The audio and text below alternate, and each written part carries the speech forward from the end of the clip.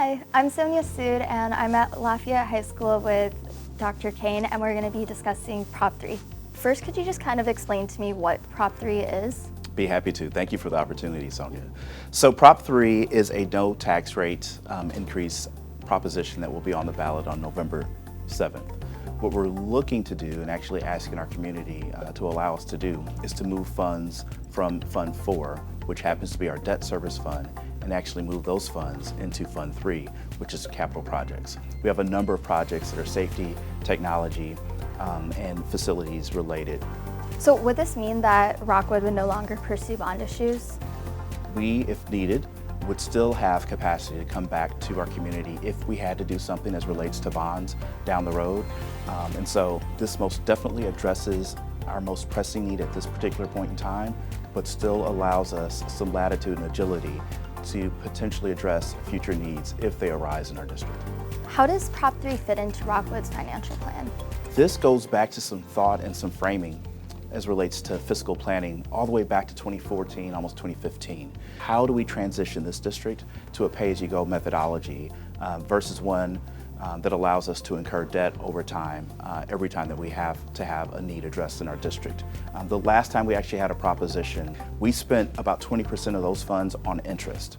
That is a lot of money. In that case, it was well over $20 million. We truly believe that there are other things, much more fiscally appropriate and responsible things that we could be doing to meet the needs that we're trying to address as a result of Proposition 3. That makes sense. If Prop 3 is passed, what would be the timeline for implementing it? We will develop a process and a timeline that will allow us to really triage and prioritize what we're going to address and specifically when and where. We're also going to work to make sure our community has an understanding of funds that are dedicated toward Prop 3, how they're going to be spent. We will develop something so that our community is very much aware of what we've been able to do as a result of Proposition 3. How do voters know that Rockwood will lower the debt service levy and that this isn't just a tax increase? That's a very good question as well. If you actually look at the ballot language itself, you will see that it talks about a zero rate increase in terms of taxation here in the Rockwood School District, and our overall levy, it will be a zero change as relates to total sum change. There will be a zero tax rate increase with this particular proposition. Once the debt is paid down, would taxes eventually be reduced? Yes, I think that's a fair question, and I think there's some context I think is really important for our community to understand when it comes to that. So the technical answer is yes. The year would be 2038, 2039, in which case the district would have to lower the tax rate. Here is our challenge. On average, a school building in the Rockwood School District is 47 years old. We will have needs between now and then that will absolutely have to be addressed. And it assumes that nothing would be done, right? It assumes that we would not come back for any bond or levy increase in that window of time.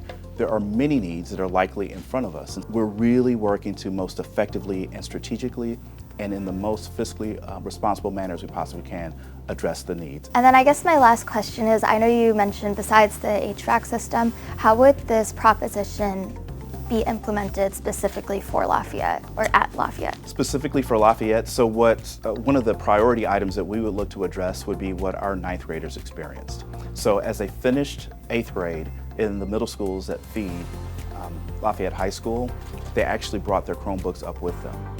And it's a not so subtle sign of the fact that we have a technology replacement cycle that has immediately, it's falling behind. And we want to as quickly as possible, really work to effectively address that need because students are feeling that.